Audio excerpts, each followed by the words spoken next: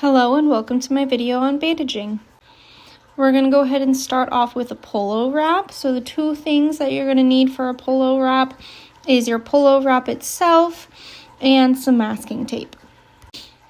Okay, so to start off, one rule of thumb is that there is a direction to wrap your wraps no matter what type of wrap you're doing. I am working on Walter's left front leg, so I am working in a counterclockwise pattern, If I was working on his right leg, I would be working in a clockwise pattern. This makes sure that my wrap is going to be going from the inside to the outside and from front to back. So polo wraps are a great wrap to just provide protection to your horse's leg. So that is going to be perfect protection from interference from the horse's opposite leg, and also from things like a polo mallet, any brush if you are going through a brushy area. And notice that I started my wrap at the top of his cannon bone, went all the way down, cupped his fetlock, and came all the way back up. If your wrap is too short to start at the top, go down to the bottom, and come all the way back up to the top, then I would suggest starting in the middle of his cannon bone. No matter what, you always want to go all the way down and come all the way back up. Now, the masking tape is optional, but it is great just for keeping your Velcro on. So if you're going through a really brushy area, this might be helpful. Now, after you take your polo wrap or track wrap, whatever it is, off, it's important that you roll it back up correctly. So I have just unrolled it, and the first thing you're going to do is find your Velcro and attach it to itself. And then you're just going to keep rolling it in that direction.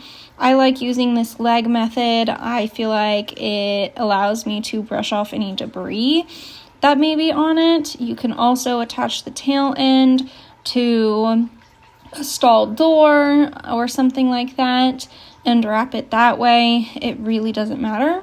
The important part is that you are rolling them nice and tightly. That is going to make it much easier to apply the next time. Once you have it wrapped, you can go ahead and tuck those corners into your top layer, and that will.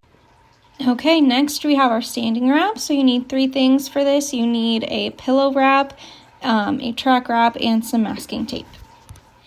So I'm still working with Walter's left leg, so I'm still working in the counterclockwise direction. First thing to go on is going to be my pillow wrap. It is really important that you get this wrapped as evenly and as snugly as possible. That's going to set you up for the best bandage possible. Standing wraps are really good for providing the horse compression. So this can be used at horse shows. Lots of people will wrap their horse overnight to prevent any sort of swelling from happening. If your horse is already swollen for some reason, these are great to put on to help the swelling not get bigger and to help it go down. Notice I started at the top. You can start in the middle if your track wrap is not long enough. Either way, you're going to want to go all the way down to the bottom and end all the way back at the top. Throughout my wrapping this, I am checking that I have even pressure and that I am keeping my revolutions as even as possible, and I am fixing any wrinkles as I go. Wrinkles create uneven pressure, which can cause cording, and that is something that we want to avoid as much as possible. Once I get my Velcro nice and secured, I am going to go in with my masking tape. The masking tape is optional, but it is really good to use overnight, or if you feel like your Velcro is kind of running out of stick. The next thing I'm going to do is check to make sure my pressure is even. So I flick it all the way down, and I'm looking for the sound to be the same. If the sound is different in different areas, that means I have different tightness in different areas. I also want to stick my finger in to make sure that I can do that. If I can't stick my finger in at all, then it is too tight. If I can stick my whole hand in, it is too loose. So taking off the standing wrap, you really just want to do it as quickly as possible. Next up is our stack wrap. For this, we are going to need 2 pillows, 3 track wraps, elasticon, our masking tape, and a pair of scissors. Okay, so I'm still working on Walter's left leg, so I'm still going to be working in my counterclockwise direction of application. Once again, the pillow wrap comes first and then the track wrap. This time I am going to make sure that my pillow wrap reaches all the way down to the horse's coronet band. That is going to provide more structure and more support for my wrap, as I am going to be adding another pillow wrap on top around the horse's hock. So standing wraps are going to be very useful for if your horse has an injury that is above the hock or above the knee, and you want to keep shavings and dirt, anything like that, out of it. It is also going to be helpful if your horse has major swelling that reaches above the knee or above the hock. Just like with my standing wrap, I am starting at the top and I'm going all the way down to the bottom and coming all the way back up. If your wrap is not long enough, you can start in the middle. And then I'm pulling in some things that I did with the polo wrap here, and I am going to cup that fetlock with that V shape just like I did with the polo wrap. I just want to lock in that support down there so that we don't have any slippage or my wrap doesn't fall down.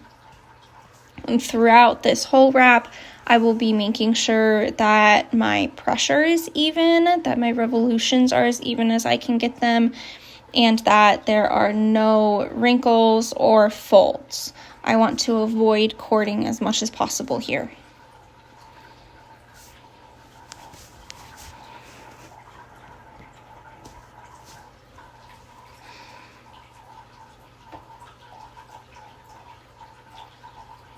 So here I'm just checking and making sure that my pressure is nice and even and that I can stick my fingers in without it feeling too loose or too tight. And then I'm going to go ahead and apply my second wrap. So when I apply my second pillow, I do want to make sure that I am covering at minimum the top of the pillow that is showing from my bottom wrap. I try to go a little bit over some of my track wrap as well, just so that I have an extra secure hold. And then I'm going to go ahead and go in with my second track wrap. You can do these with just 2 track wraps. It is a little harder though, and you need an extra long track wrap that I just don't have right now. So I'm going to go ahead and use 3. Once again, you can start in the middle if your wrap is not long enough, but you do want to go all the way down to the bottom of that pillow, leaving just about 1/2 inch to 1 inch left like you normally would at the top and at the bottom. And like normal, you want to go all the way back up to the top, leaving the Velcro at the top of your wrap. Just like my other wraps, I am making sure that I don't have any wrinkles that could cause cording, that my revolutions are even, and that my pressure is nice and even throughout the whole thing.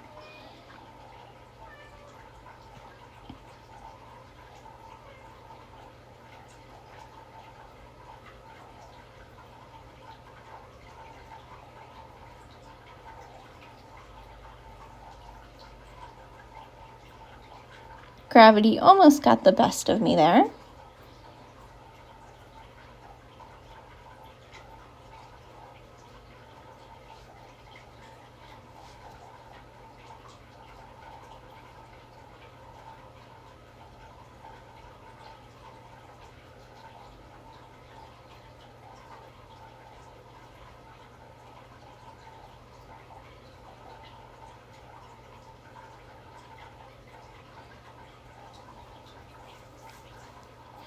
If you have trouble connecting your Velcro as much as you would like, you can go ahead and add in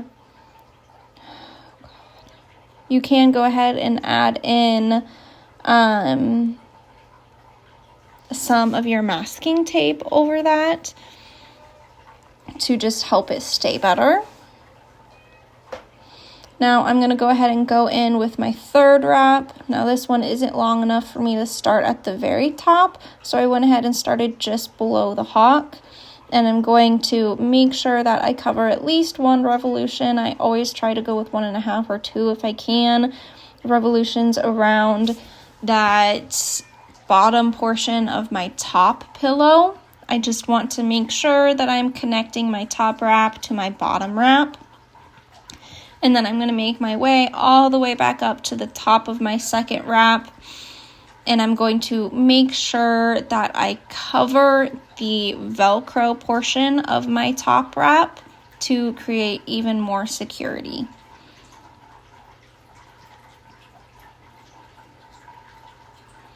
Same as all the others, I am double checking and making sure I have an even tightness, even revolutions, and no folds or wrinkles.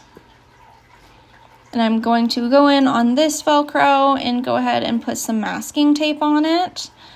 I really like it because these wraps tend to be on a little bit more long term, so it just minimizes the chance of it coming undone. The next thing I'm going to apply is Elasticon. Now this stuff is really sticky, so I am just unrolling it before putting it back on, and then I'm just gently rolling it back up. This is going to make it easier for me to get off of the roll and apply to my wrap. And if I were to not pre-pull it, it would be really hard to apply, and I would end up creating a really tight wrap with my Elasticon because of how hard I would have to pull to get it unwrapped. And the Elasticon does not need to be tight at all because of how sticky it is. It is just going to secure my wrap in place and prevent any sawdust or dirt, anything like that, from getting into my wrap.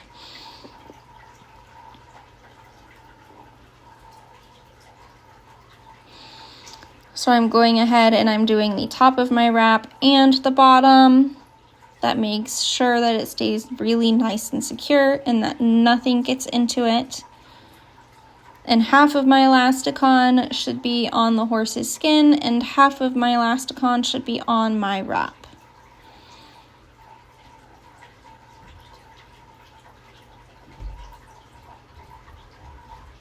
And there you have a nice, secure standing wrap. Next up, we have a wound wrap. For this, we're going to need brown gauze, vet wrap, a non-stick telfa pad, and any topical ointment that you, your instructor, or your vet chooses. So for this, I'm going to start by grabbing my telfa pad. And for my ointment today, instead of using the Biozide, I'm going to go ahead and just use some Vaseline. There's 2 ways to get this. You can do it the way that I just did it by folding my telfa pad around my finger and then dipping it into the ointment. You can also grab a glove and put your ointment on your telfa pad with your fingers. The next thing I'm going to grab is my brown gauze. And I'm going to wrap that around several times, making sure I have at least about 1 inch above and below my telfa pad to make sure that is nice and secure. I don't need this to be wrapped tightly, and it does stick to itself. It's not sticky, but it does cling to itself pretty well. The other option is if you had a profusely bleeding wound, is to slap on that telfa pad and wrap the vet wrap around it pretty tightly to hold pressure and try to stop the bleeding. Otherwise, the vet wrap is not needed. The wrap that is currently on Walter's leg is something that I would do a standing wrap on top of. If it was above the near hock, I would do a stack wrap. Finally, we have our hoof wrap. For this, we're going to need duct tape, a stiff bristle brush, a hoof pick, whatever drawing salve you would like, and some vet wrap. So for this wrap, we're going to go ahead and start by cleaning out the hoof. So I'm going to use my hoof pick to get all of the big chunks that I can, and then I'm going to use my stiff bristle brush to get all of the little particles out. This is when you would want to go ahead and put in your drawing salve, such as Magna Paste in. For the sake of not wasting product, I'm not going to do that, and I'm going to go straight to my baby diaper. If you don't want to use the securing tabs on the baby diaper, you don't have to. I like to. I think it's nice and easy to use, and it keeps the diaper in place while I apply the rest of my products. The next thing we're going to go ahead and grab is our vet wrap, and we're going to wrap this around the entirety of the hoof to keep our diaper in place and to keep whatever drawing salve or hoof pack that we put into our hoof in place.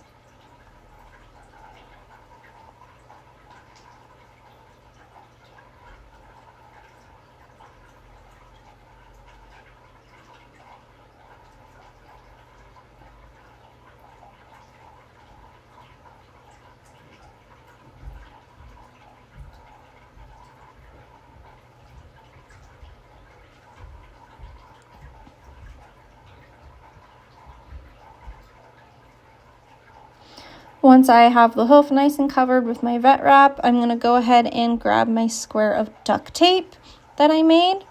To make this, you just use a wall or a table, and you're going to apply one piece of duct tape vertically and then one piece of duct tape horizontally, and you're going to keep going in that pattern until you have a square big enough to cover your horse's hoof.